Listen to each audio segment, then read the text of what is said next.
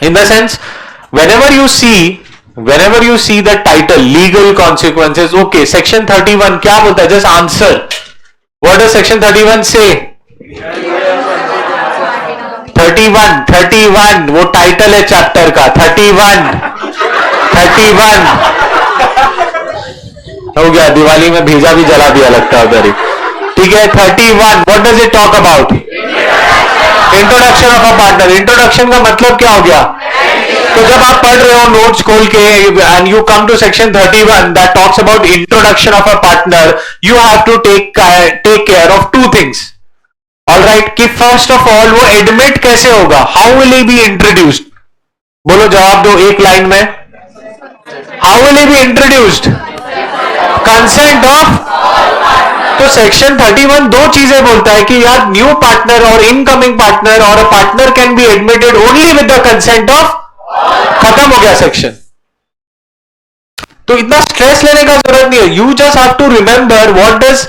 अगर मैं इंट्रोडक्शन की बात कर रहा हूं तो मुझे दो इंपॉर्टेंट चीजें क्या करना है? How will he be introduced and what will be his liability. बराबर है. So he will be introduced और he will be admitted with dash. क्या रहेगा?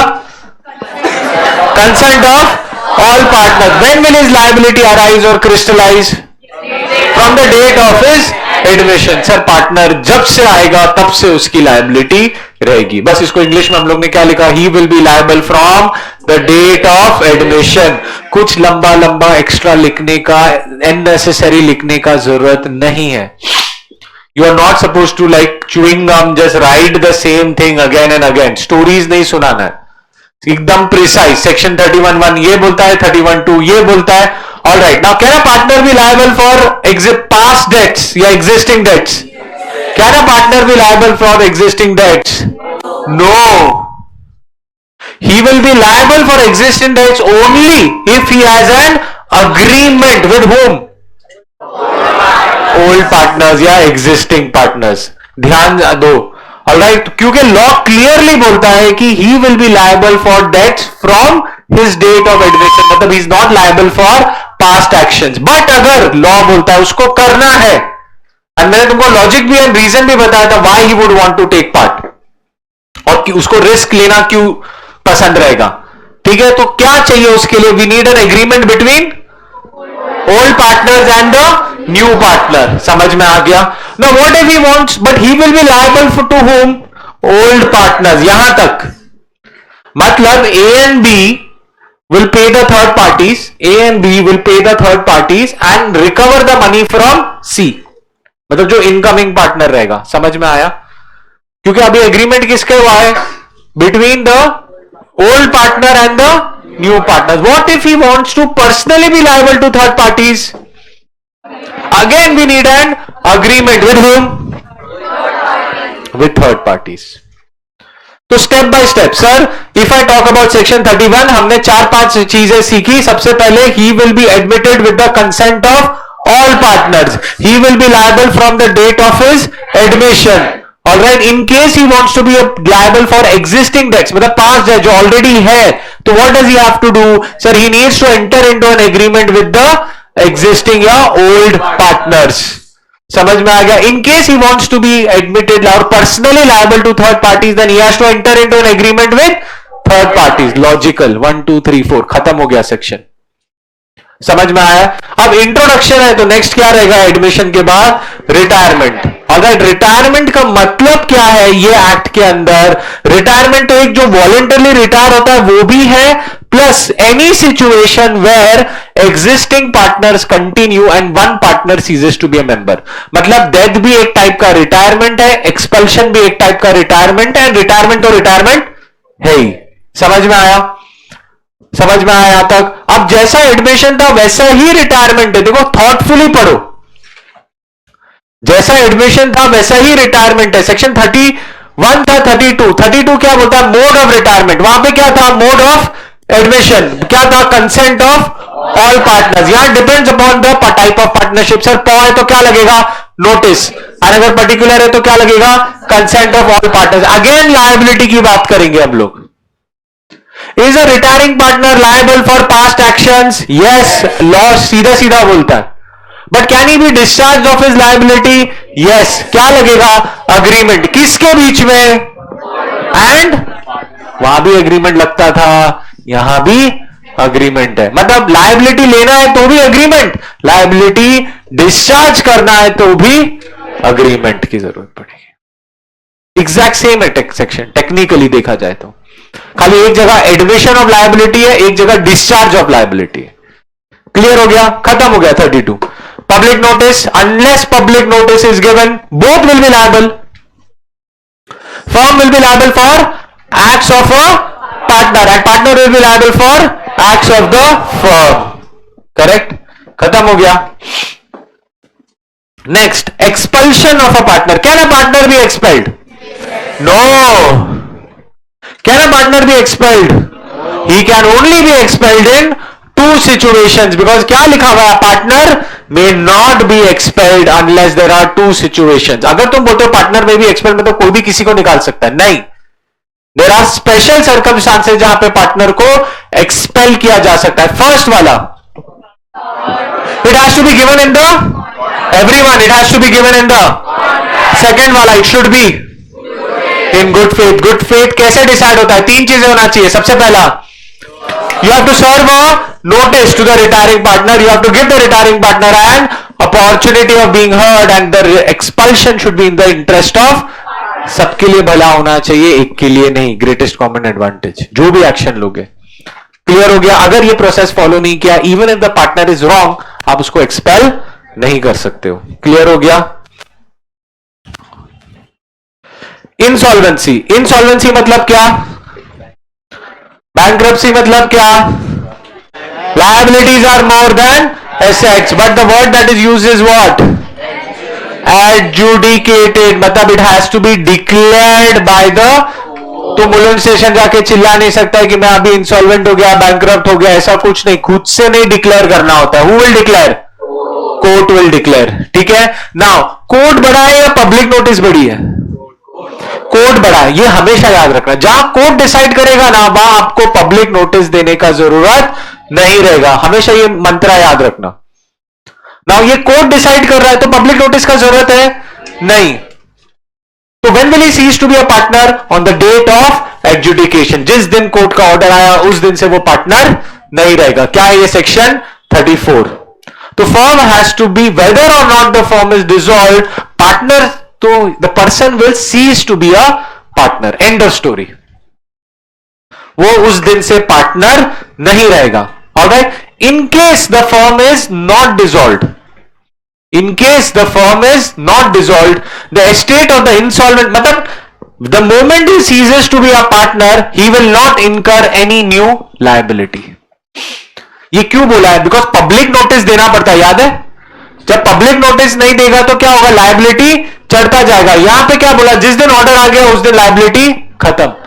तो the estate of the insolvent, मतलब his property, will not be liable for the acts of the firm, and firm also will not be liable. मतलब the court order acts, ध्यान से सुनो यार, attentively, proactively. The court order substitutes public notice. एक word में, the court order substitutes public notice. बस. Public notice आ गया तो क्या होता है? लायबिलिटी बंद हो जाती है. पब्लिक नोटिस आ जाता है तो लायबिलिटी बंद हो जाती है. सेम वे कोर्ट ऑर्डर आता है तो लायबिलिटी बंद हो जाती है. सेम चीज तुम अलग अलग शेप एंड फॉर्म में पढ़ रहे हो. ये रियलाइजेशन होना चाहिए कि मैं नया कुछ नहीं पढ़ रहा हूं. ऑलरेडी मैंने देखा है, जब पब्लिक नोटिस आता है लायबिलिटी बंद हो जाती है दोनों की. एंड ये सेम चीज यहां बोल रहा है, जब कोर्ट ऑर्डर आएगा तो लायबिलिटी बंद हो जाएगी. It will cease to exist. ठीक है? ये क्लियर हो गया?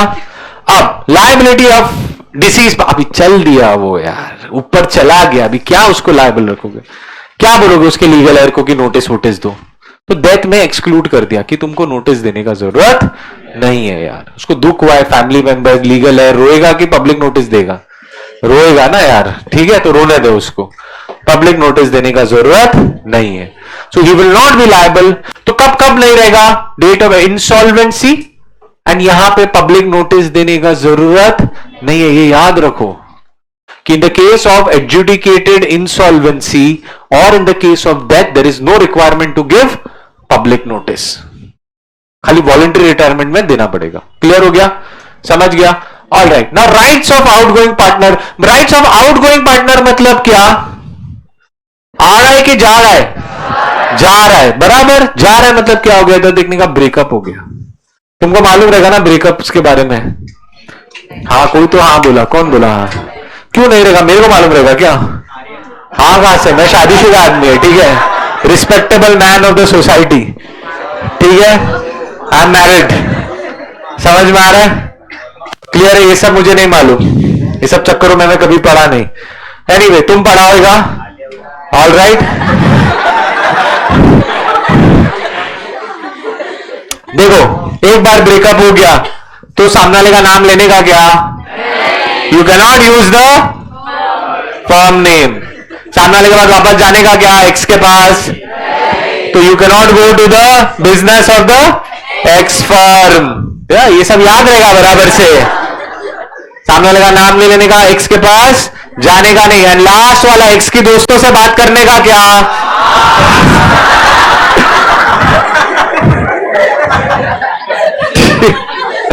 नहीं करने का बेटा, ठीक है, नहीं करने का. You can not solicit the person who are dealing with the firm. Solicit मतलब पोच करना वो क्लाइंट. देखो, वो खुद में खुद आए तो चलेगा. अपना सेल्फ रिस्पेक्ट होना चाहिए. We should not go. सामने वाला आया तो कोई बात नहीं, ठीक है. Are you understanding? क्लियर है? So rights of an outgoing partner, it's like a breakup. He can carry out a competing business, no problem. But देखो, अगर agreement and restraint of trade है तो चलेगा, बट रीजनेबल होना चाहिए. अब reasonable मतलब क्या? वो कोर्ट डिसाइड करेगी. तुम ऐसा नहीं बोल सकते कि 10 साल तक तुम बिजनेस नहीं कर सकते. अनरीजनेबल हुआ. 1 साल, 6 मंथ्स, 18 मंथ्स, ठीक है, depending on facts and circumstances. यहां पे ज्यादा दिमाग लगाने का जरूरत नहीं है. But he may not do 3 things. First, ex का नाम नहीं लेने का, तो use the firm name. Ex के पास जाने का नहीं, मतलब क्या? Represent himself as carrying the business of the ex firm. या एक्स की दोस्तों से बात करने का नहीं, बात करने का, ठीक है. Solicit the complete cut off. Can not solicit the person who are dealing with the firm. ठीक है, खत्म हो गया rights of outgoing partner. Now rights of outgoing to share subsequent profit. या कंडीशन है बेटा. सबसे पहला कंडीशन क्या है? व्हेन अ पार्टनर डैश, क्या लिखा हुआ है? डाइज और. तो सबसे पहला मरना या रिटायरमेंट जरूरी है. सब्सिक्वेंट प्रॉफिट के लिए, ट्रिगर होने के लिए, ये सेक्शन लागू होने के लिए मरना पड़ेगा या रिटायर करना पड़ेगा. मतलब ये एग्जिस्टिंग पार्टनर्स के लिए नहीं है. क्लियर हो गया? सो कंडीशन नंबर 1 क्या है? व्हेन अ पार्टनर डाइज और रिटायर. सेकेंड कंडीशन क्या है? Firm is not dissolved. ध्यान से देखो, क्यों firm is not dissolved? The surviving partners are running the business. Business चल रहा है, खाली एक जन चला गया या ऊपर चला गया. समझ में आ रहा है? So that is condition number 2. Condition number 3 क्या है? Please remember this as condition. Condition number 3 क्या है? There is no final settlement. मतलब उसका लोन अकाउंट, सेटलमेंट, पैसा कुछ भी नहीं दिया हुआ है. तो कंडीशन नंबर 1 क्या है? Everyone, when a person dies और retire, when a partner dies or retires. ठीक है. Condition number 2, surviving partners are running the business. Condition number 3, no final settlement of the outgoing partner. तो partner को 2 चीजें मिलेगी. अब यहां क्या लिखा हुआ है? आउटगोइंग और रिप्रेजेंटेटिव. सिंपल है बेटा. अगर वो रिटायर हो रहा है तो वो आउटगोइंग पार्टनर है, मर गया तो रिप्रेजेंटेटिव है. कुछ याद रखने का जरूरत थोड़ी ना. तो either his the outgoing partner or the representative will get what? Profits. तो मेरा पैसा यूज करके धंधा कर रहा है, मुझे प्रॉफिट्स चाहिए. या तो ये मिलेगा या तो ये मिलेगा. दूसरा क्या है? Interest at the rate of 6% on his share. Clear हो गया? यहां तक समझ गया? Everyone close your eyes. Close, genuinely बोल रहा हूं. Close your eyes, visualise, try to visualise. Section 37, right in share of subsequent profit. Condition number 1 क्या था? Genuinely close your eyes and say. when a partner dies or retires. All right, yeah. And condition number 2 क्या था? Surviving partners continue to run the business. And third condition क्या था? No final settlement of the account. ठीक है, तो 2 चीजें मिलेगी. सबसे पहला outgoing share in subsequent profit किसको मिलेगा बेटा? आउटगोइंग पार्टनर और रिप्रेजेंटेटिव ऑफ डिसीज्ड पार्टनर. या सेकंड उसको क्या मिलेगा? Interest at the rate of 6% per annum on his share in the partnership firm. Clear हो गया? आंखें खोलो. नाउ प्रोवाइडेड दैट मतलब प्रोवाइजो मतलब एक्सेप्शन. सेक्शन 37 का एक एक्सेप्शन है. एक्सेप्शन क्या बोल रहा है कि अगर, आर यू अंडरस्टैंडिंग? वो क्या बोल रहा है? अगर there is an option to purchase the interest. अब बहुत लोग को ऐसा रहता है कि सर ये option to purchase the interest मतलब क्या हो गया? बेटा तुम लोग जब पार्टनरशिप अकाउंट करते हो, पार्टनरशिप अकाउंट्स, तुमको याद है तुम लोन अकाउंट के अंदर ट्रांसफर करते हो. ऑलराइट, यहां क्या बोल रहा है? अग्रीमेंट में ऑप्शन दिया है कि एग्जिस्टिंग पार्टनर का जो आउटगोइंग पार्टनर का जो शेयर है ना, वो एग्जिस्टिंग पार्टनर खरीद लेगा. खरीद लेगा मतलब देखो बेटा, ये पैसा अगर सेटल करना है तो कहां से जाता है? किसका बैंक? फर्म का बैंक. बराबर. Which affects both the partners. यहां पे एक पार्टनर क्या बोल रहा है? तू फर्म के पैसे से मत दे, मैं खरीद लेता हूं. तू फर्म के पैसे से मत दे, मैं खरीद लेता हूं. तो टेक्निकली क्या हो रहा है? उसका पीएसआर बढ़ जाएगा ना यार, उसका कंट्रीब्यूशन ज्यादा हो जाएगा. बोला मैं अपने जेब से देता हूं, फर्म के उसमें करने का जरूरत नहीं. क्या ये अलाउड है? हाँ ठीक है ना, क्या प्रॉब्लम है? अगर ऐसा कोई ऑप्शन दिया हुआ है एग्रीमेंट में, सबसे पहले.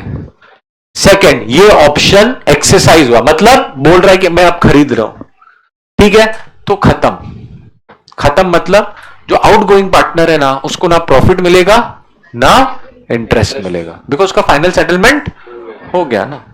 मतलब ये ऑप्शन है ना, तो रिटायरिंग पार्टनर ये नहीं बोल सकता कि मुझे नहीं चाहिए.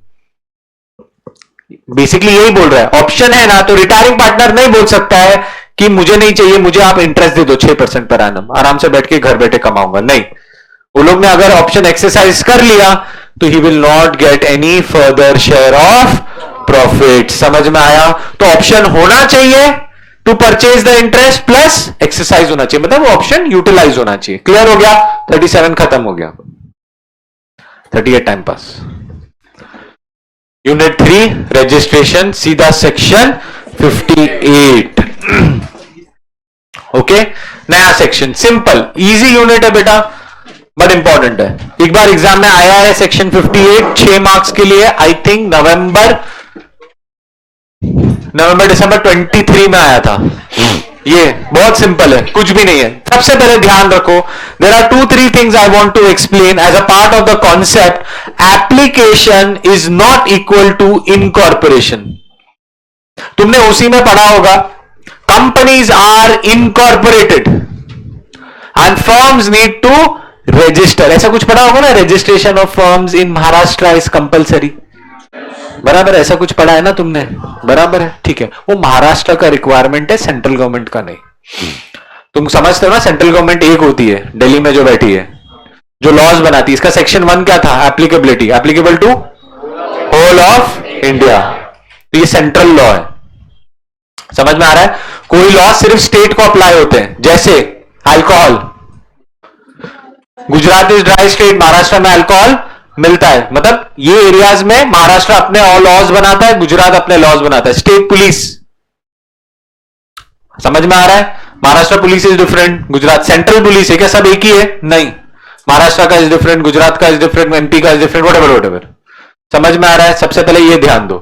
तो ये जो मैं जब रजिस्ट्रेशन की बात करता हूं ना बेटा, Indian partnership act 1932 is silent on registration. मतलब it does not make registration compulsory. Central या वो महाराष्ट्र में कंपलसरी, वो महाराष्ट्र का लुकआउट है. हो सकता है दूसरी जगह कंपलसरी ना हो, उससे हमारा लेना देना नहीं है. मैं तुमको महाराष्ट्र के लॉज नहीं पढ़ा रहा हूं, मैं तुमको सेंट्रल लॉज पढ़ा रहा हूं जो applicable to whole of India है. समझ में आ रहा है? तो सबसे पहला देखो, इनकॉर्पोरेशन का मतलब क्या होता है बेटा? इनकॉर्पोरेशन का मतलब होता है आर्टिफिशियल लीगल पर्सन, सुना है ना? Whenever you use the word incorporation, it means you are creating an artificial legal person. Whenever you register, you don't create an artificial legal person. ये ध्यान रखना. बहुत लोग को ऐसा कंफ्यूजन होता है कि रजिस्टर कर दिया तो सर आर्टिफिशियल बन गई. नहीं. Incorporation of company is different. Registration of firm is different. समझ में आ रहा है? क्लियर हो गया यहां तक स्टेप नंबर 1. ये दो बहुत अलग अलग चीज है. बिकॉज पार्टनरशिप की liability is always unlimited. Unlimited में there can never be an artificial legal person. Because जैसे आर्टिफिशियल लीगल पर्सन आता है, लायबिलिटी क्या बन जाती है? लिमिटेड.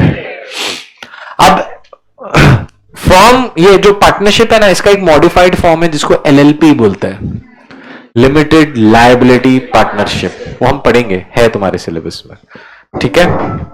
एनीवे, तो सबसे पहले रजिस्ट्रेशन इज ऑप्शनल, कोई कंपल्शन नहीं है. बट पार्टनरशिप एक्ट ने क्या किया? अगर बेटा तूने रजिस्टर नहीं किया, if you don't register, there will be certain disabilities. Disabilities मतलब थोड़ी चीजें मैं तेरे को करने नहीं दूंगा, सेंट्रल गवर्नमेंट ने बोला. ध्यान से सुनो, ठीक है? तू रजिस्टर नहीं कर, कोई बात नहीं, नहीं करेगा ना तो there are 2-3 things I will not allow you to do. There are disabilities, there are consequences for non registration. Fine नहीं है, पेनल्टी नहीं है, कुछ भी नहीं है ऐसा. तुमको अगर उसका रिक्वायरमेंट नहीं है तो तुम मत रजिस्टर करो, तुमको है तो कर लेना, सीधी सी बात है. क्लियर हो गया? ऑलराइट. नाउ रजिस्ट्रेशन कैसे कर सकते हैं? Registration can be done at dash. क्या लिखा हुआ है? एनी टाइम, कभी भी रजिस्टर करो. So registration, a firm can be registered at dash. बोलो. Firm can be registered at dash any time. कैसे? By sending चिट्ठी भेजना है. हे, बकवास मत कर. पब्लिक नोटिस, चिट्ठी भेजना है. You are sending a post to ROF. ROF कौन है? Registrar of firms. क्या एक ऑफिस है जो टाइम पास करता है, खाली ये सब काम करता है, चिट्ठियां लेता है, खोल के पढ़ता है. रजिस्ट्रार का एक रजिस्टर होता है, उसमें वो एंट्री करता है. बस समझ में आ गया?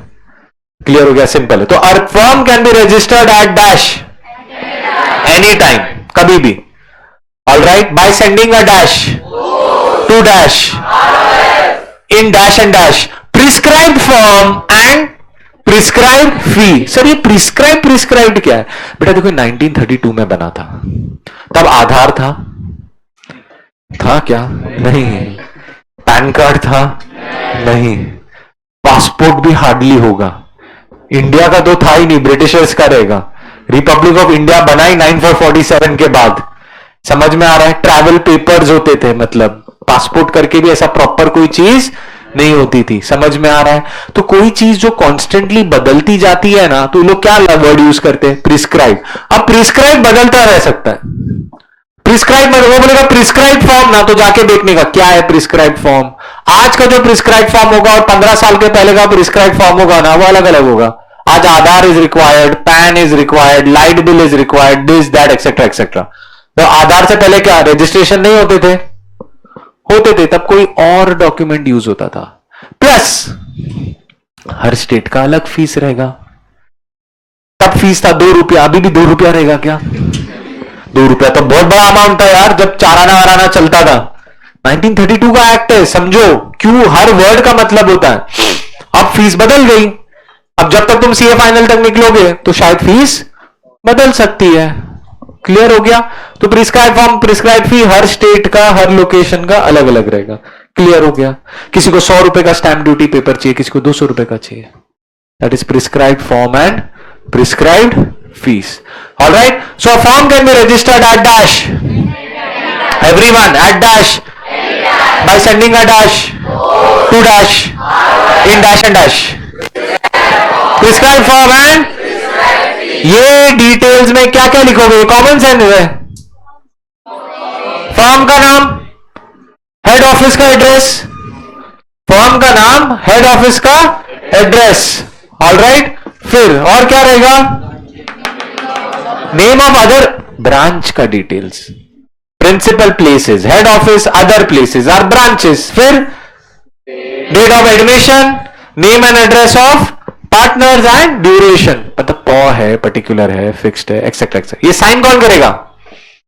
All partners and their legal, मारेगा क्या लीगल है? डेथ ऑफ द पार्टनर है क्या? मरा हुआ पार्टनर का एजेंट साइन करेगा, हाँ एडमिशन हो गया। नहीं बॉस, क्या एजेंट? एजेंट मतलब क्या हो गया बेटा? जिसके पास पावर ऑफ अटॉर्नी है। समझो मैंने अपना पीओ वंश को दिया हुआ है, तो वो जहां जहां मैंने साइन करना है वो साइन कर सकता है, बैंक अकाउंट वगैरह वगैरह, ठीक है। But he has to show a power of attorney, he is like my agent. समझ में आ रहा है? Everyone close your eyes, genuinely genuinely try to visualise, ऐसे ही याद रहेगा बेटा, और कोई तरीका नहीं है। ऑलराइट, ठीक है। सेक्शन 58 क्या बोलता है?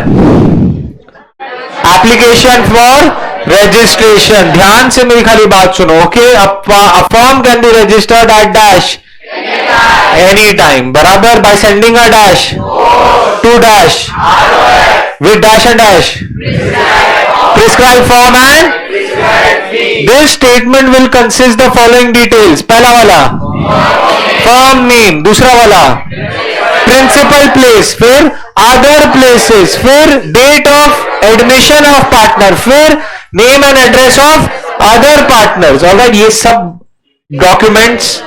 डॉक्यूमेंट्स कौन साइन करेगा? ऑल पार्टनर्स और देयर एजेंट, ठीक है। अब एक और चीज में इधर ऐड करता हूं, आंख खोलो, ठीक है। एक और चीज में इधर ऐड करता हूं, या मैं ऐड क्या करने वाला हूं, या ऐड ये करने वाला हूं कि ये जो नाम है ना आपका, name of the firm, alright, इसमें the words crown, king, queen, emperor, emperor का female empress should not be included, or any other name that implies the patronage or approval of government। मतलब क्या हो गया बेटा? 1932 का एक्ट है। वो टाइम पे ब्रिटिशर्स आए कैसे थे? शिप में आए, इंडिया लैंड किए, इन the name of the queen, ये जमीन हमारी है। वो जमाने में वैसा चलता था, मतलब we have come in the name of her majesty. एक दो को मारा, बस बोला अभी हमारा है, 200 साल तक रहे। You are understanding? देखो पहले जमाने में ना chartered, you know the word chartered कहां से आता है? It use to be chartered मतलब अप्रूव्ड बाय द क्वीन। ये जो तुम चार्टर्ड अकाउंटेंट है ना, अब क्वीन सिस्टम नहीं है तो गवर्नमेंट आ गया। पहले जो चार्टर्ड वर्ड यूज होता था ना, there used to be ships that were chartered by the queen, मतलब वो अंडर द क्वींस इंस्ट्रक्शंस जा रहे हैं। इसके लिए ब्रिटेन का नाम द ग्रेट ब्रिटेन है। Official name is great Britain. Why? पूरी दुनिया पे ऑलमोस्ट लोगों ने राज किया, ऑलमोस्ट। ऑस्ट्रेलिया, अफ्रीका, यूएस भी कॉलोनी था। Are you understanding? हाँ, बराबर। The great Britain never saw sunset, मतलब कहीं हर जगह पे लोग के कॉलोनीज थे, इसके लिए उनका नाम ग्रेट ब्रिटेन है। तो इसके लिए लोग ने क्या बोला, ऐसा कोई नाम नहीं होना चाहिए जिसमें गवर्नमेंट सपोर्ट दिख रहा है। तो जब क्वीन था, इसके लिए the name king, queen, emperor, empress, crown or any other name that implies patronage, मतलब support or approval of the government, ये नाम नहीं आप इंक्लूड कर सकते हो। क्लियर हो गया? अब सेक्शन 58 क्या बोलता है? व्हाट डज सेक्शन 58 से? एप्लीकेशन फॉर, तो रजिस्ट्रेशन होना चाहिए ना। यहां पे चिट्ठी आई या भेजी? यहां चिट्ठी भेजी, तो लैंड कहां होगी? सेक्शन 59 पे। 58 में क्या भेजोगे? पोस्ट। सेक्शन 59 में क्या होगा? You will receive the post. Post कौन रिसीव करेगा? आरओएफ फॉर्म को देख के क्या करेगा? कुछ नहीं करेगा ना बेटा, पढ़ेगा, देखेगा। He has to be satisfied कि भाई सब चीज बराबर है कि नहीं। Once he satisfied, what will he do? Will make an entry where? In the register. Alright, in the register of firms. Date of registration क्या रहेगा? Date of entry. Date of entry is the date of registration. And एक बार आप register हो गए तो the word registered you have to use in brackets. ये law है। जैसे एबीसी रजिस्टर हो गया firm,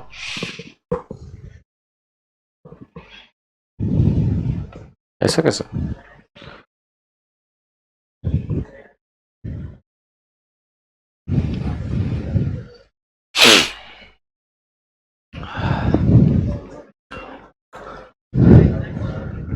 just a second.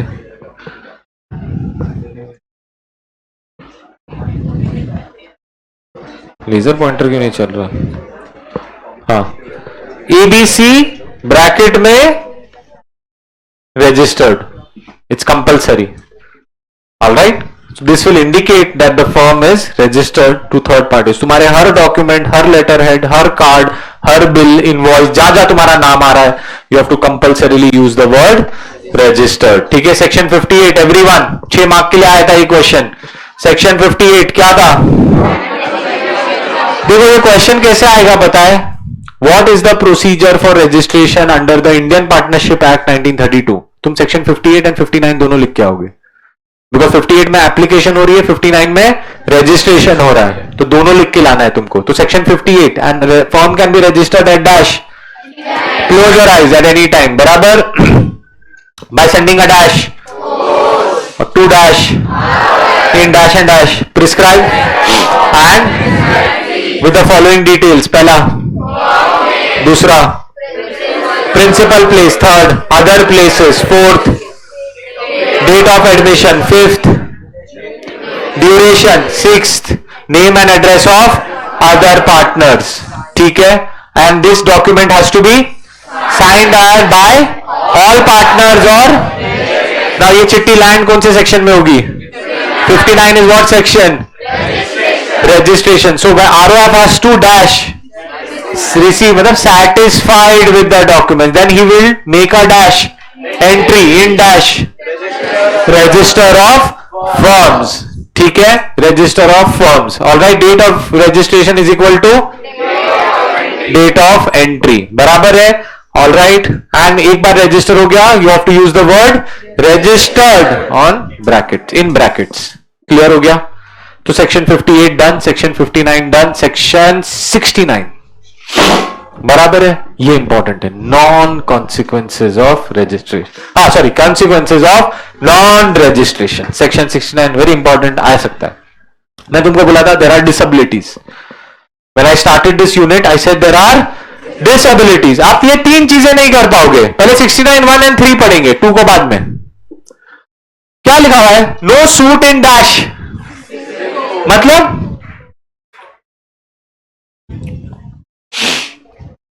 No suit in civil court.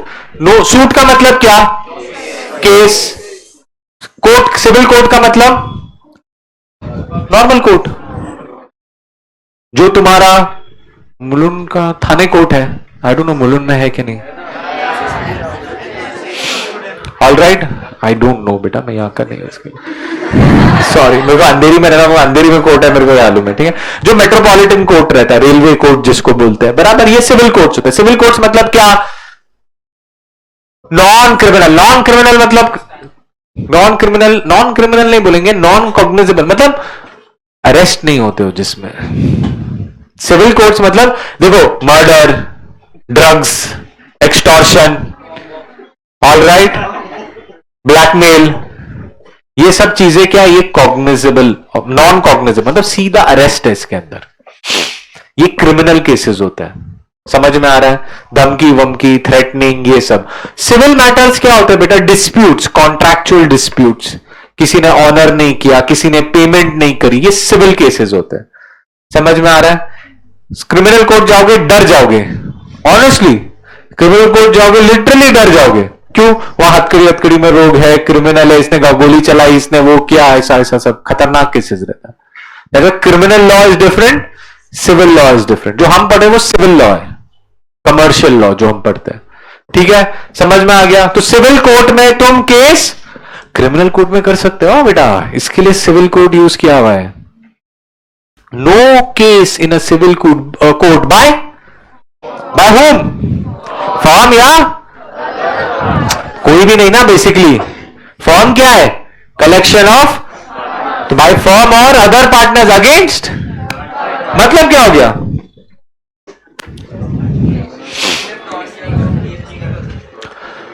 तुम थर्ड पार्टी पे केस नहीं कर सकते हो. तुम या तुम्हारा पार्टनर, मतलब फर्म या फर्म के partners can not file a case against. Can third parties file a case against you? Yes. उसमें कोई रिक्वायरमेंट नहीं है ना. मतलब ये बड़ा रिक्वायरमेंट है छोटा रिक्वायरमेंट है? यार कल तुमको तुम्हारा डेटर पैसा नहीं दे रहा है, you can not take action. समझ में आया? कल इफ तुम्हारा डेटर तुमको पैसा नहीं दे रहा है, you can not take action if you are unregistered. Clear हो गया? तो 69(1) क्या बोल रहा है? No dash in a dash, no suit in a civil court by or other partners against third parties. Very important, बेटा स्ट्रेट फॉरवर्ड क्वेश्चन आएगा, consequences of non registration. ठीक है, 69(1) हो गया। अब मैं जरा 69(3) पढ़ाता हूं, करेक्टेड है। अभी इसने क्या बोला? तुम थर्ड पार्टी पे केस फाइल नहीं कर सकते हो। ठीक है, 69(3) क्या बोलता है? Aggrieved partner. अग्रीव पार्टनर मतलब क्या? जिसके साथ गलत हुआ है, something wrong has happened, he also can not file a case against other partners. ध्यान से सुनो, तो मतलब you can not file a partner if a firm is, ध्यान से सुना, if a firm is unregistered, true या फॉल्स?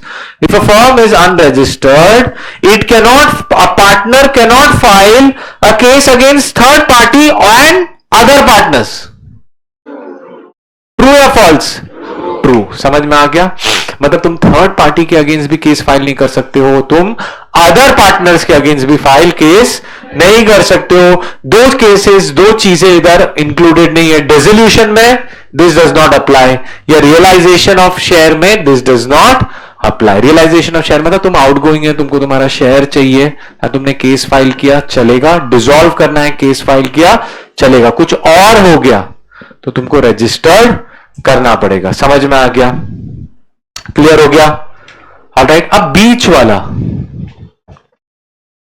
पढ़ो जरा खुद दिल से, दिल में पढ़ो।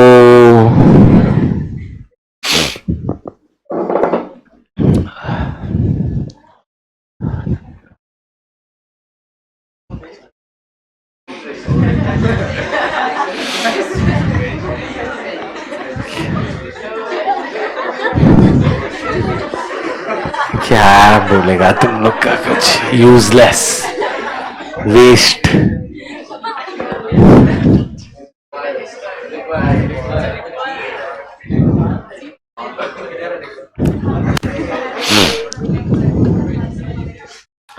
खाली यहां तक पढ़ो ना यार, खाली यहां तक पढ़ो,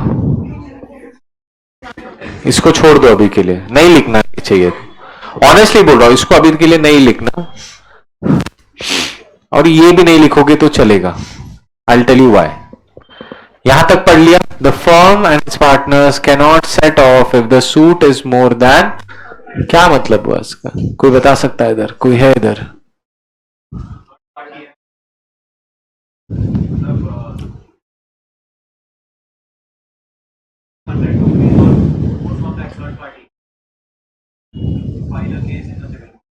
वो तो ऊपर ही कवर हो गया ना, वैसे भी हम कुछ कर नहीं सकते। वो तो 69(1) है ना। We can anyway, we can not file, 100 रुपया हो या 10 रुपया हो, वी कैन नॉट फाइल। ऊपर कोई मॉनिटरी लिमिट है क्या? No suit in a civil court by firm or other partners against third party, खत्म हो गया। डिसेबिलिटीज है। ठीक है, बोल धर्म बेटा, तो बोली डाल।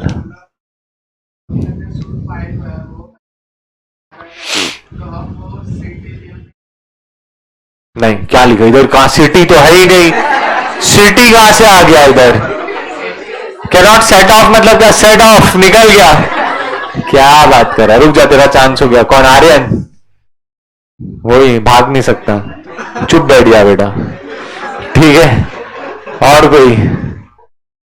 वापस चल, नदर ट्राई, तुक्के मारते रहो।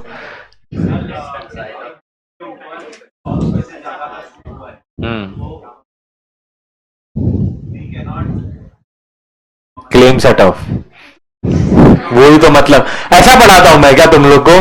तो तुम ऐसा समझा रहा है मेरे को? हाँ ठीक है, बराबर है। नेक्स्ट पढ़ेंगे अपन, अभी एक्सेप्शंस पे आ जाओ। ऐसा थोड़ी ना होता है बेटा, अभी ध्यान दो, सुनो।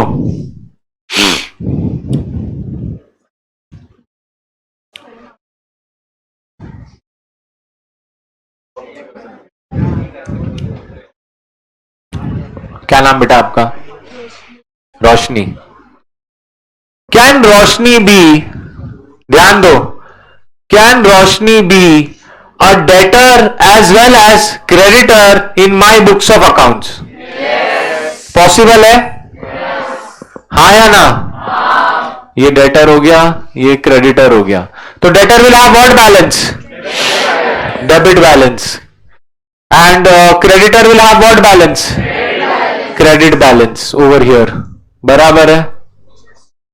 Credit balance on this side. ठीक है, समझो क्रेडिटर मतलब क्या, मुझे उसको पैसा देना है, तो समझो 2000 का इधर. ठीक है, ये थोड़ा मैं इसको इधर शिफ्ट कर लेता हूं.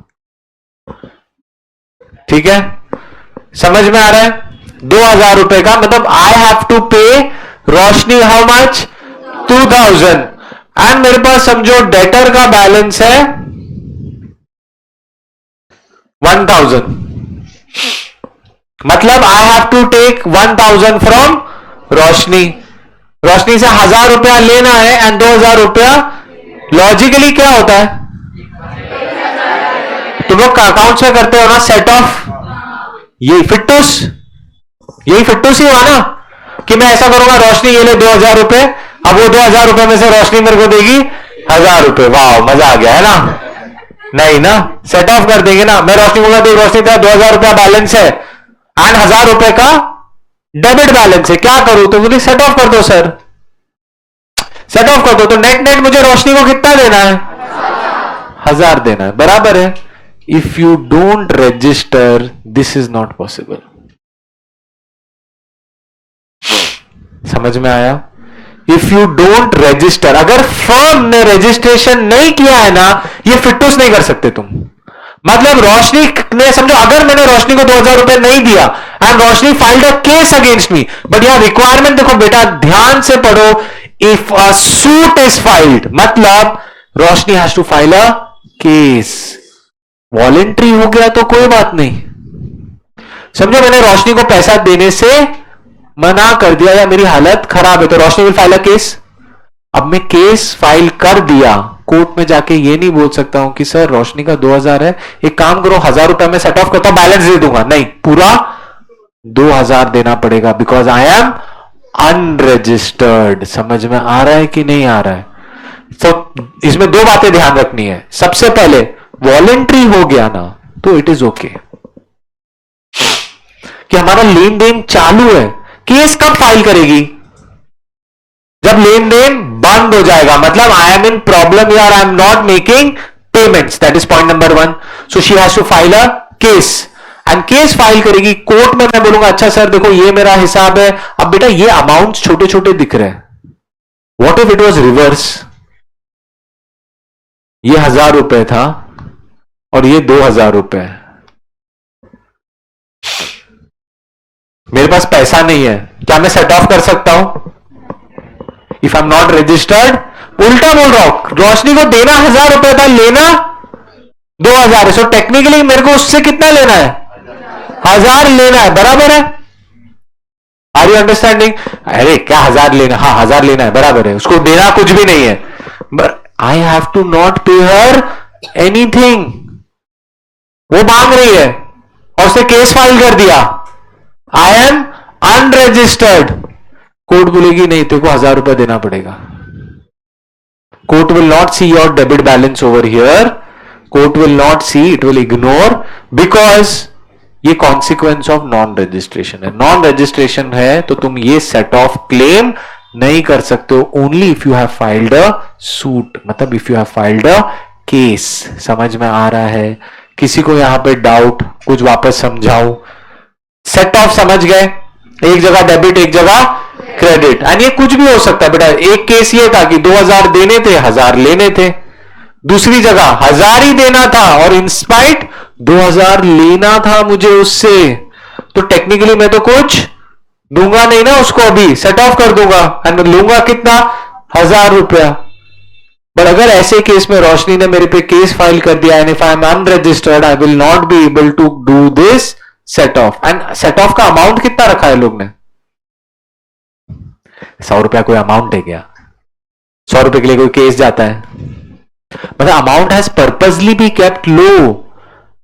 100 रुपए में कोई चिक चिक करेगा क्या? नहीं, मतलब इनडायरेक्टली गवर्नमेंट क्या बोल रहा है, रजिस्टर हो जा। समझ में आया? रजिस्टर हो जा। तू रजिस्टर नहीं होगा तो तेरे को मैं केस, तू केस नहीं फाइल कर सकता है, पार्टनर्स आपस में केस फाइल नहीं कर सकते हैं, प्लस तू सेट ऑफ भी क्लेम नहीं कर सकता। समझ में आया? These are very important consequences of non registration. Clear है? सेक्शन 69 1 2 एंड 3, 1 एंड 3 कनेक्टेड है। 1 क्या बोलता है? No suit in a civil court by firm or other partners against third parties. All right. Second वाला 69 2, the firm cannot set off if the suit is more than 100 rupees. मतलब ये जो amount था, जो रोशनी का क्लेम था, that is 100 rupees. समझ में आ रहा है? एंड थर्ड वाला क्या? Aggrieved partner can not file a case against other partners. समझ में आ गया? क्लियर है? But of course there are exceptions बेटा, ऑफकोर्स देर आर एक्सेप्शन। सबसे पहले तुम थर्ड पार्टी पे केस फाइल नहीं कर सकते हो। क्या थर्ड पार्टी तुम पे केस फाइल कर सकता है? यस। तो सर फर्स्ट वाला, this does not affect the right of the third party. Alright. दूसरा, partner can always sue for dissolution, registered हो या अनरजिस्टर्ड हो, कोई फर्क नहीं पड़ता। डेजोल्यूशन या शेयर ऑफ अकाउंट्स, ये मैंने तुमको ऑलरेडी बता दिया। Alright. Official receiver, power of official receiver to realise the property of insolvent partner. Insolvent मतलब क्या बेटा? एडजुडिकेटेड। मतलब क्या? Liabilities are more than. तो कोर्ट क्या असाइन करता है? एक ऑफिशियल रिसीवर कि भाई liabilities are more, assets are less, but assets are there ना। ये पूरा एसेट्स का कंट्रोल किसके पास चला जाता है? ऑफिशियल रिसीवर के पास। वो डिसाइड करता है किसको कितना देना है। वो आता है ना 50 पैसे इन अ रूपी तुमको, it is decided by the court or the official receiver. He was declared insolvent and 50 पैसे इन अ रूपी वाज टू बी रिकवर्ड। ये यही है ऑफिशियल रिसीवर का काम है कि सबको इतना इतना पैसा दे दो। ठीक है। Right to sue for set off value less than 100 से ज्यादा तुम नहीं कर सकते हो, 100 से कम है तो कर देना, बट कौन करेगा? Understanding? No one will do. And last वाला, डिसीज्ड पार्टनर के पास अपना राइट रहेगा टू गेट हिज शेयर। समझ में आ रहा है? बहुत लॉजिकल एक्सेप्शन है बेटा। 100 के नीचे हुआ तो चलेगा, थर्ड पार्टी होगा तो चलेगा, डिसोल्यूशन और रियलाइजेशन रहेगा तो चलेगा, डेथ हो गया तो चलेगा। समझ में आ रहा है? एक एक्स्ट्रा नया तुमने पढ़ा, ऑफिशियल रिसीवर। क्लियर हो गया? Done with this section. Section 69 is complete. ठीक है। नेक्स्ट, डिसोल्यूशन ऑफ, अभी डिसोल्यूशन स्टार्ट हो रहा है। रजिस्ट्रेशन हो गया। Now there are two types of dissolution बेटा। There is something called as dissolution of firm and there is dissolution of partnership. दोनों में फर्क क्या है बोलो? Dissolution of firm and dissolution of partnership.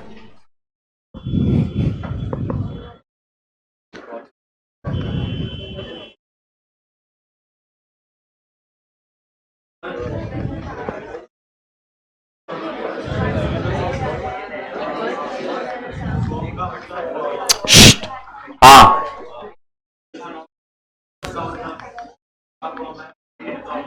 हाँ, एक मिनट। हाँ, पार्टनरशिप मतलब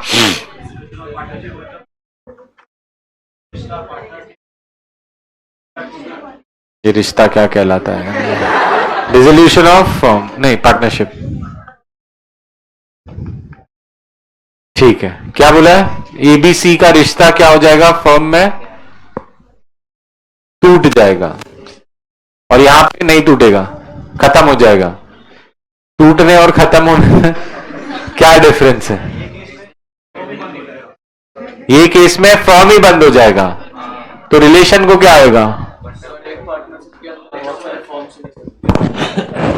कुछ भी। क्या एक पार्टनरशिप में बहुत सारे फर्म्स रह सकते हैं? क्या अलग अलग बिजनेस चला रहे हैं? Firm is collection of partners, अपने को उसका मीनिंग मालूम है।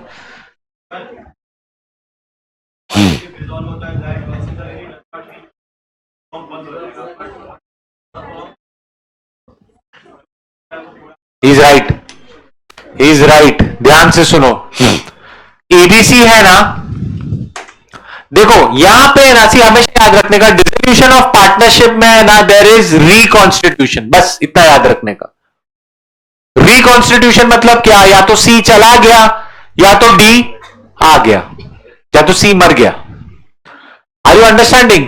The relation is changing, the business is running. समझ में आया? That is dissolution of partnership.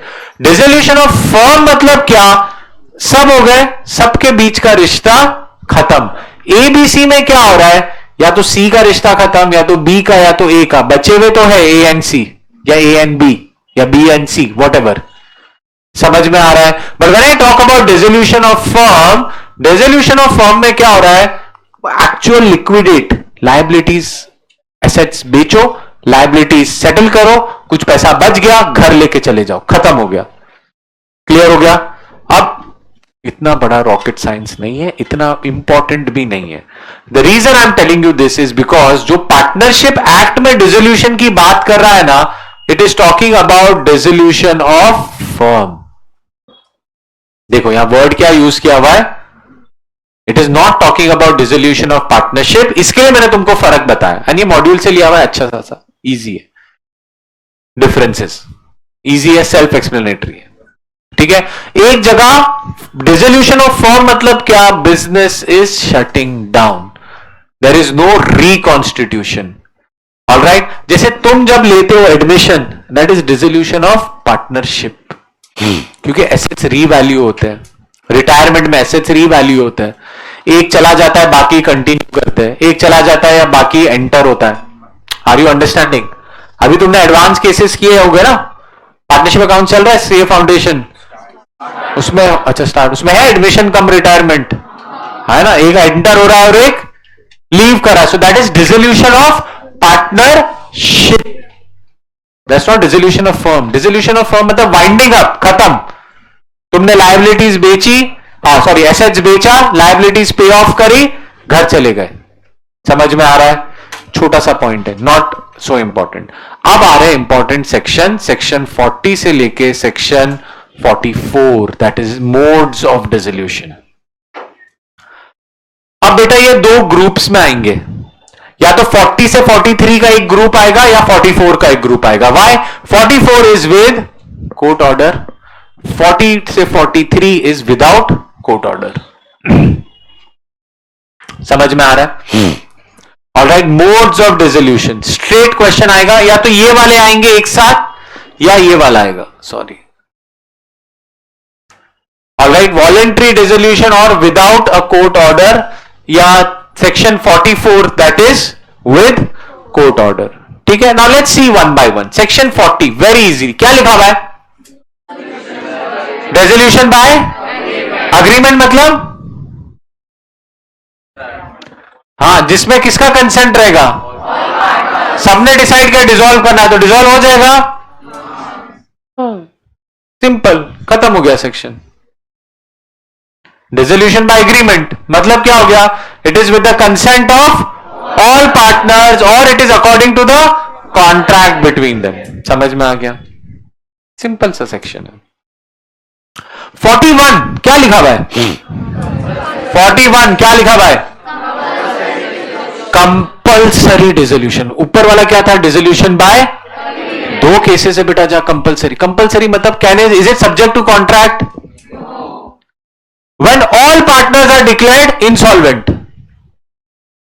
अब इंसॉल्वेंसी का याद करो, when all partners become insolvent, when do they cease to be a partner? On the date of, are they partners? अभी partners ही नहीं रहे तो फर्म रहेगी क्या? खत्म हो गया ना, डिसॉल्व हो गई फर्म। कुछ नया पढ़ा है? नहीं sir. When a partner is adjudicated insolvent, if when a partner is declared as adjudicated insolvent, he ceases to be a partner on the date of, अब जब सब एडजुडिकेट हो गए इंसॉल्वेंट तो सब cease to be a, they are not. अगर partners ही नहीं है तो फर्म रहेगी क्या? तो कंपल्सरीली डिसॉल्व, लॉजिकल है, पढ़ चुके हैं। दूसरा, ऑल पार्टनर्स बट वन मतलब ऑल, एक को छोड़ के, all partners except, declared as adjudicated insolvent. तो सर एक कैरी ऑन कर सकता है, क्यों? मिनिमम एक होगा तो चलेगा क्या? तो फर्म डिसॉल्व हो जाएगी बेटा, समझ में आया? तो situation number 1, when all partners are declared as adjudicated insolvent और all partners but one except one. Law का ये स्टाइल है इंग्लिश का, but one, rather than writing except one but one. ठीक है, हो सकता है ना? पार्टनरशिप तो डिसॉल्व हो गई ना, बाकी तुमको जो करना है तो करो। You are no longer a partnership. समझ में आ रहा है? That is one. Second, on happening of any event that makes the business unlawful.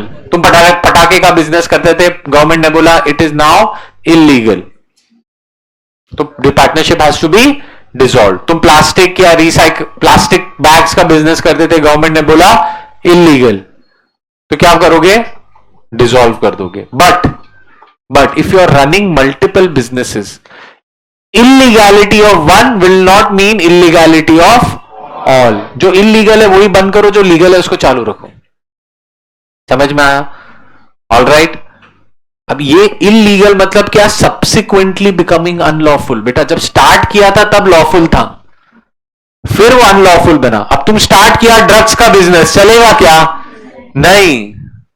You are understanding?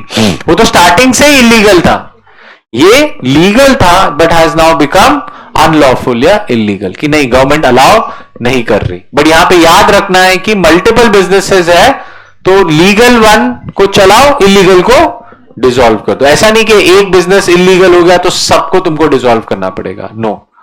Clear हो गया? तो सबसे पहला क्या था बेटा?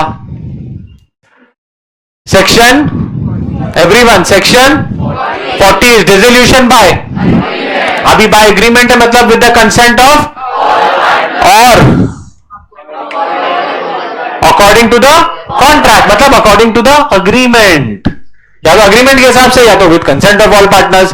कंपल्सरी डिसोल्यूशन दो केसेस में, when all partners become adjudicated insolvent. बेटा ये इंपॉर्टेंट है, court has to declare adjudicated insolvent और all partners but one becoming adjudicated insolvent। समझ में आ गया? And on the happening of an event that makes the business unlawful। Clear है? तो सेक्शन 40 हो गया, 41 हो गया, 42 on the happening of certain, on the happening of certain, what do you mean by contingencies? कौन सी गाड़ी बेटा? What do you mean by contingencies? Unsure, some event that may और हो भी सकता है, नहीं भी हो सकता है। ठीक है, क्या क्या इवेंट्स है ऐसे? बेटा देखो, अपन ने एक टाइप ऑफ पार्टनरशिप पढ़ा था, क्या है? Partnership for fix term. तो फिक्स टर्म खत्म, पार्टनरशिप खत्म, firm has to be dissolve. But ये सब क्या है? Subject to contract. समझ में आया? मतलब उसके बाद कैरी ऑन किया तो क्या बन जाएगा? समझ में आ रहा है? सिंपल है ये। ऑलराइट, ना दूसरा क्या पढ़ा था? General partnership, to carry one or more adventures, मतलब जनरल पार्टनरशिप। तो जब एडवेंचर खत्म, पार्टनरशिप खत्म, उसके बाद कैरी ऑन किया तो the firm will be dissolved सबसे पहले, unless there is an agreement. ये सब्जेक्ट टू कॉन्ट्रैक्ट है। कॉन्ट्रैक्ट कुछ बोल रहा है तो कॉन्ट्रैक्ट को देखेंगे, वरना जाने दो, वरना इसको देखो बराबर। दूसरा क्या है? डेथ। एंड दूसरा क्या है? इंसॉल्वेंट। देखो पार्टनर, एक भी पार्टनर इंसॉल्वेंट हुआ ना तो firm needs to dissolve unless there is an agreement. Agreement में लिखा है कि in case a partner is declared insolvent the remaining partners will continue to carry on the business, तो ठीक है। अगर नहीं है तो चुपचाप डिसॉल्व कर दो। समझ में आ रहा है? तो चार कंटिजेंसीज थी। सबसे पहला, partnership constituted for fix term, so on expiry of the fix term. Partnership constituted for more than one adventure, so on expiry of such adventure. Third वाला डेथ, फोर्थ वाला इंसॉल्वेंसी। समझ में आ गया? तो सेक्शन 40 क्या था बेटा? Resolution bye agreement. उसमें दो चीजें, बाय कंसेंट और बाय अग्रीमेंट या कॉन्ट्रैक्ट। ठीक है। सेक्शन 41 क्या था? कंपल्सरी। बेटा ये आएगा straight forward. Chances of this question coming are the most. Modes of resolution, ठीक है, ऑल राइट, कंपल्सरी। फिर फर्स्ट वाला, all partners adjudicated as insolvent, और all partners but one except one adjudicated insolvent, ठीक है। सेकंड वाला, on happening of an event which makes the business, government ने ban कर दिया, गवर्नमेंट ने इलीगल कर दिया, ये सब केसेस उधर कवर्ड है। थर्ड वाला, on the happening of certain contingencies, कितने कंटिजेंसीज है? 4। पहला वाला फिक्स टर्म, सेकंड वाला कैरी मल्टीपल एडवेंचर्स या बिजनेसेस, थर्ड वाला डेथ, फोर्थ वाला इंसॉल्वेंसी। फिक्स टर्म तो फिक्स टर्म खत्म होगा तो इंसॉल्व मतलब डिसॉल्व हो जाएगा, मल्टीपल एडवेंचर्स एडवेंचर खत्म होगा तो डिसॉल्व हो जाएगा, डेथ पे डिसॉल्व हो जाएगा, इंसॉल्वेंसी पे डिसॉल्व हो जाएगा, unless there is an agreement. Section 42। Section 43 last वाला, पॉ में क्या देना पड़ेगा? नोटिस, बस। पॉ है, उसको डिसॉल्व करना है तो you have to give a notice to all the partners, other partners, ठीक है। डेट ऑफ डिसोल्यूशन क्या रहेगा? Date that is mentioned in the notice. अगर डेट नहीं है तो डेट ऑफ कम्युनिकेशन, इतना इंपॉर्टेंट नहीं है। पॉ में कैसे डिसॉल्व होगा? By giving notice, public notice नहीं, notice to other partners, dissolution की बात कर रहा हूं, ठीक है। नोटिस टू अदर पार्टनर्स देना पड़ेगा कि we want to dissolve the firm. Clear है? जो डेट मेंशन की होगी नोटिस में that will be the date of dissolution, अगर नहीं मेंशन है तो डेट ऑफ कम्युनिकेशन, मतलब जब नोटिस दिया तब। एंड डेट ऑफ नोटिस मतलब नोटिस में आप कोने में लिखते हैं ना 10, 11 व्हाटएवर, वो डेट ऑफ नोटिस बोल रहा हूं, ठीक है। क्लियर हो गया? सो 40 से 43 ये वॉलेंट्री थे या ये विदाउट कोर्ट ऑर्डर थे। नाउ कोर्ट के ऑर्डर से देखते हैं क्या क्या होता है, ठीक है। दैट इज सेक्शन 44, ठीक है। Dissolution by court, the court may dissolve the firm on the following grounds. Grounds मतलब रीजंस, ग्राउंड मतलब ये नहीं, ग्राउंड नहीं समझना, ठीक है। ग्राउंड्स मतलब रीजंस, मल्टीपल मीनिंग है इसके। Are you understanding? सबसे पहला तुम्हारा केस,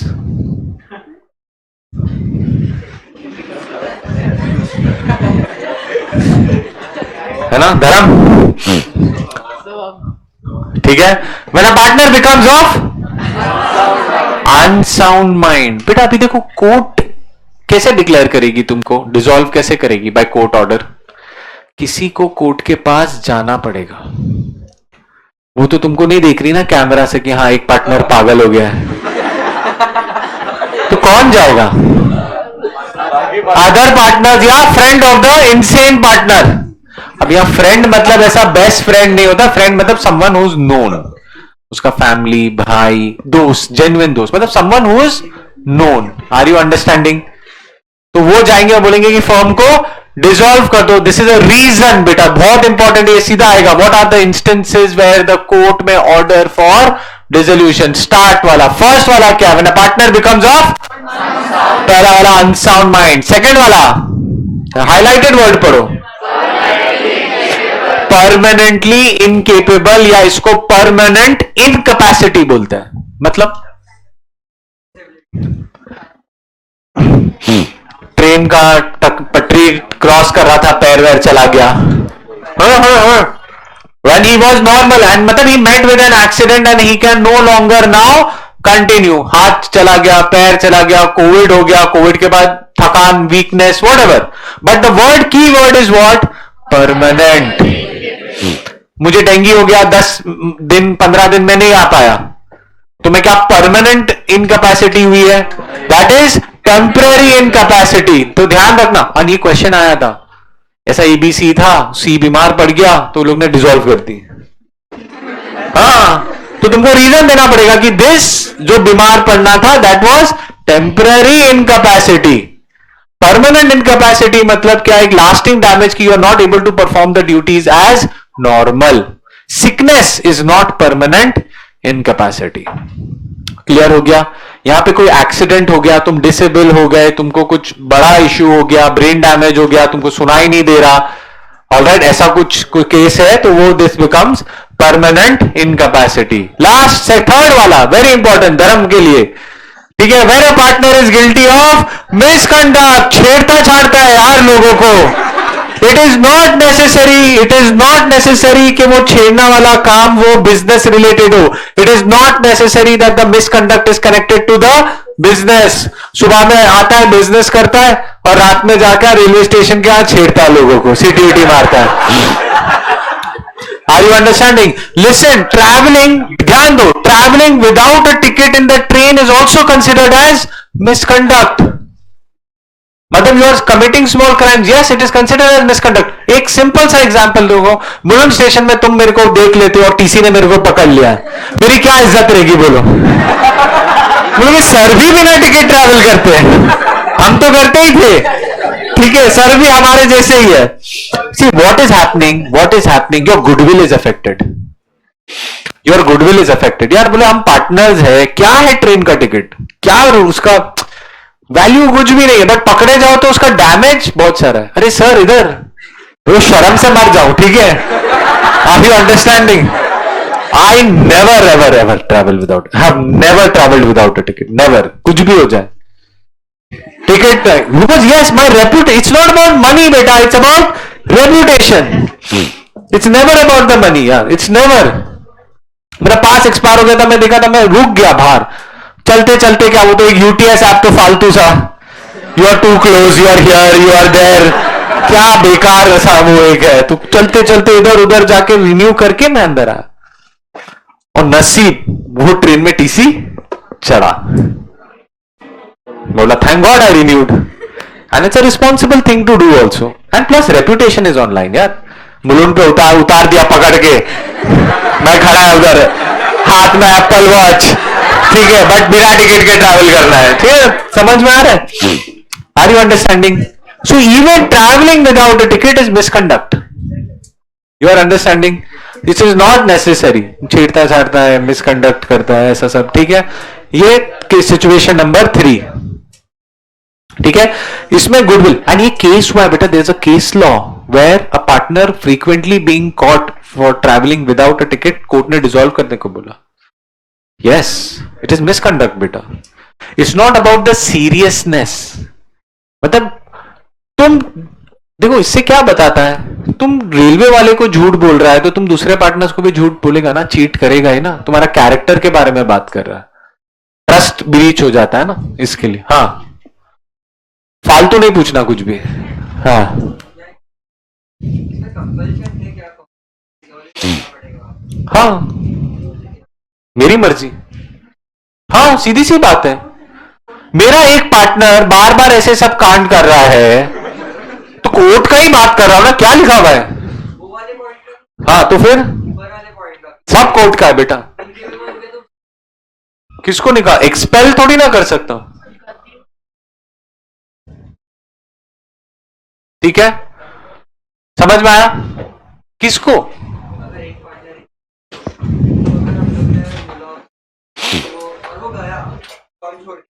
बट बेटा वो एक्सपल्शन है ना, वो अलग सेक्शन है, उसके अलग ड्यूटीज है, मतलब उसका प्रोसेस अलग है, तुमको नहीं करना कंटिन्यू तो क्या,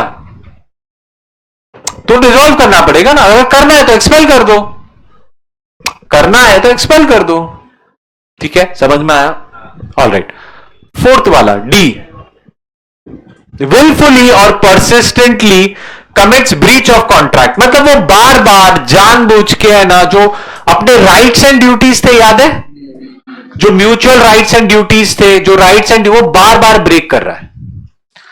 ऑलराइट, एग्जांपल्स दिए मैंने इधर, एम्बेजलमेंट, पैसा खाना, are you understanding? Keeping erroneous accounts, ये एग्जांपल्स है बेटा, ये एक्ट में नहीं लिखा हुआ है। परसिस्टेंट ब्रीच, बार बार वो गलत अकाउंट्स दे रहा है, उसको कैश होल्ड करने को नहीं बोला था बट वो कैश होल्ड कर रहा है, ऑलराइट, वो अकाउंट्स या हिसाब किताब नहीं दे रहा है, all of this will be considered as wilful या persistent breach of contract regarding the business. समझ में आया? क्लियर हो गया? तो फर्स्ट ग्राउंड क्या था बेटा? वेरी इंपॉर्टेंट, इसमें स्टैंड अलोन क्वेश्चन आ सकता है। फर्स्ट ग्राउंड क्या था? Unsound mind. सेकंड क्या था? Permanent incapacity. थर्ड क्या था? गिल्टी ऑफ मिसकंडक्ट, ठीक है? फोर्थ क्या था? विलफुल या परसिस्ट, जानबूझ के या continuously breach of contract regarding management of the business. Next, याद है राइट्स ऑफ ट्रांसफरी? ट्रांसफरी को कोई राइट्स नहीं रहते हैं except for his share or an account for determining his share. Now the partner transferred his share without the consent of all partners. That is also a ground for dissolution. ठीक है, simple है. Next वाला, business is continuously incurring losses, मतलब continuous loss making है, हर साल है. अब partners बोल रहे अब नहीं करना है यार, छोड़ो बस करो, कितना अनलिमिटेड लायबिलिटी, डिसॉल्व कर दो. ये कौन से केसेस है जहां पे समझो एबीसी है, लॉस मेकिंग है, बार बार लॉस, सी को निकलना है बट ए एंड बी मान ही नहीं रहे, बोले नहीं थर्ड ईयर में होगा, फोर्थ ईयर में होगा. सी बोला पागल हो गए हो क्या. सी अप्लाई करेगा कि देखो we are continuously making losses, please dissolve the firm. तो कोर्ट बोलेगा यस. समझ में आया. ये ऐसे केसेस है. क्लियर हो गया. ऑलराइट. एंड लास्ट वाला, just and equitable grounds. Now what do you mean by just and equitable grounds? बेटा ये बैलेंसिंग फिगर है, इसके अलावा कुछ भी कोर्ट को लगेगा जो फेयर है उस हिसाब से वो डिसॉल्व कर देगा. ठीक है, क्लियर हो गया. और खत्म सेक्शन 44. नेक्स्ट, क्या 2:50 ही हुआ है अभी तक? 10 मिनट है, बोलना खत्म करेगा अपन. हाँ, कंपनी नहीं है, फर्म. हाँ, क्या कोर्ट के पास जाना पड़ेगा ना, कोर्ट अपने आप कैसे करेगा. हाँ, क्या retire, but he will be liable for past actions ना. डिसॉल्व मतलब सब हिसाब किताब खत्म है. याद रखो, डिसोल्यूशन मतलब शट डाउन, जितनी भी लायबिलिटी से पे किया, एसेट्स को मतलब सेल ऑफ किया, जो बच गया वो घर लेके चला गया. रिटायरमेंट में he will still be liable for past actions, but dissolution मतलब खत्म, सब लायबिलिटीज पे ऑफ कर दी तुमने. ठीक है, चलो अब बेटा बहुत सिंपल सिंपल पपलू सेक्शंस है, ये नहीं आएगा एग्जाम में, बस ध्यान दो. बेटा 45(1) तो हमने पढ़ा है already. Partners are liable till the date of public notice, plus ये भी बोल दिया ये जो पब्लिक नोटिस का रिक्वायरमेंट है वो डिसीज्ड पार्टनर के लिए नहीं है, या इंसॉल्वेंट पार्टनर के लिए नहीं है, या डोरमेंट पार्टनर के लिए भी नहीं है. क्यों? क्योंकि किसी को पता ही नहीं था वो पार्टनर है, तो नोटिस देने का क्या जरूरत. मर गया डोरमेंट और इसको नोटिस देने का जरूरत, डिसीज्ड पार्टनर को नोटिस देने का जरूरत नहीं है. ठीक है. अब बेटा तुमको याद है, देखो सेक्शन का टाइटल देखो, right of partners to have business wound up after dissolution. मतलब क्या हो गया, once your firm is dissolve, मतलब तुम्हारी राइट लायबिलिटीज खत्म हो गई, तुम्हारे पास सिर्फ 2 राइट्स रहेगी. तुमको याद है बहुत सारी राइट्स थी, बहुत सारी ड्यूटीज थी. अब डिसॉल्व हो गया मतलब रिश्ता खत्म हो गया, बट फिर भी थोड़ी राइट्स रखी हुई है. क्यों? बेचना है ना. डिसोल्यूशन में प्रॉपर्टी बेचेगा, you can not bind any more, but you can sell the assets to meet the liabilities, and कुछ बच गया उसको बांट देने का, सरप्लस टू बी डिस्ट्रीब्यूटेड. तुम्हारा वो greatest common advantage and unlimited liability ये सब खत्म हो जाएगा ना डिसोल्यूशन पे. 2 ही चीज बचेगा, right to apply the property to meet the debts, मतलब प्रॉपर्टी बेचो, डेट्स को पे करो, बच गया वो घर लेके जाओ, मतलब distribute the surplus amongst the partners. Simple, इतना कुछ important, just read, don't need to remember. Continuing authority. Continuing authority क्या है? समझो मैंने एक ट्रांजैक्शन लिया बेटा 1 अक्टूबर को, 11 अक्टूबर को बंद कर दिया, मतलब firm is dissolving. Now I have taken an order ना, या कस्टमर, तो you have the authority to finish this order after dissolution. कि जो भी पेंडिंग काम है ना, तो जो complete transactions, right, transactions begun but unfinished, तो जो तुम्हारा अनफिनिश्ड बिजनेस है वो कंप्लीट कर दो, कोई भी चीज पेंडिंग मत रखो. क्लियर हो गया. ये सेक्शन 47 बोलता है, ये इंपॉर्टेंट है. 48 मोड ऑफ सेटलमेंट, कि ये इनका सेटलमेंट कैसे होगा. बेटा loss, what do mean by deficiency of capital, किया है तुमने. What do mean by deficiency of capital? क्या? Debit balance.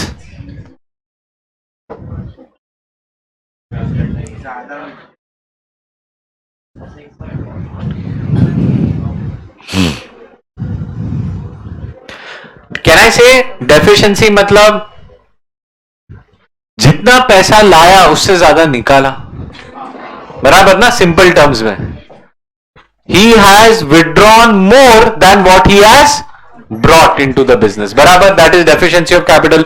तो लॉस होगा ना अगर, तो कैसे सेटल होगा? सबसे पहले यू विल यूज प्रॉफिट्स, मतलब तुम्हारा पीएनएल रिजर्व या जनरल रिजर्व या कोई भी है, that will be use to full the loss.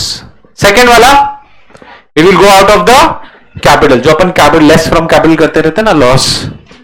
सबसे पहले प्रॉफिट यूज करेंगे, देन कैपिटल यूज करेंगे, देन पर्सनली लेके आएंगे by partners in their profit sharing ratio. समझ में आया? बिकॉज अनलिमिटेड लायबिलिटी ना, इसके बाद जो लॉस बचा वो रिमेनिंग पार्टनर्स को लेके आना है। क्लियर हो गया?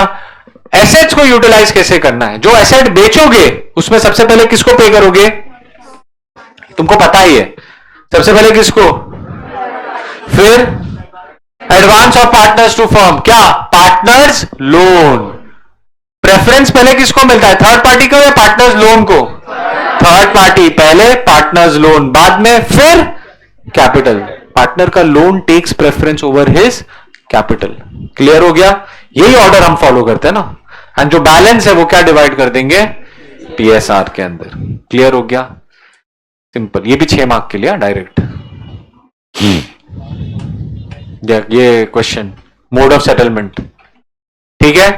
Now payment of firm's debts and separate debts, इसका मतलब क्या है? देखो,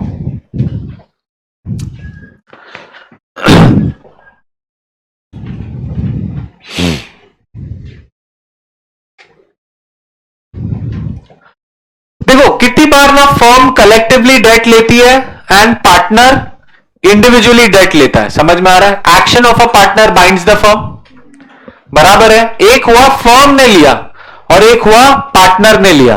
अब जब इनसफिशिएंट होता है तो पार्टनर पैसा लेके आता है, इनसफिशिएंट होता है तो पार्टनर को पैसा लेके आना पड़ता है। तो ये क्या बोल रहा है कि जब फर्म का डेट्स है ना, यूज फर्म का प्रॉपर्टी।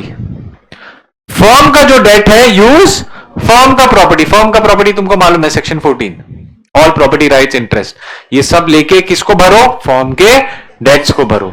इनकेस पार्टनर का कोई डेट है और पार्टनर अपना प्रॉपर्टी लेके आ रहा है, तो पार्टनर्स देखो, firm property with firm debts, partners property with partners debt. बस बच गया तो फिर फर्म में अप्लाई करो। समझ में आया? बच गया अगर तो फिर फर्म में अप्लाई करो। क्या बचेगा? पार्टनर का प्रॉपर्टी। पार्टनर का property I will apply for partner का डेट। अगर प्रॉपर्टी कुछ बच गया फिर I will apply it to the firm. बस ये ऑर्डर ऑफ प्रेफरेंस है, ठीक है। With this we are done with section Indian partnership act 1932, ठीक है। Alright, thank you so much guys, enjoy. ये मैं भेज दूंगा, will start a new act day after tomorrow, ठीक है। All the best for tomorrow also.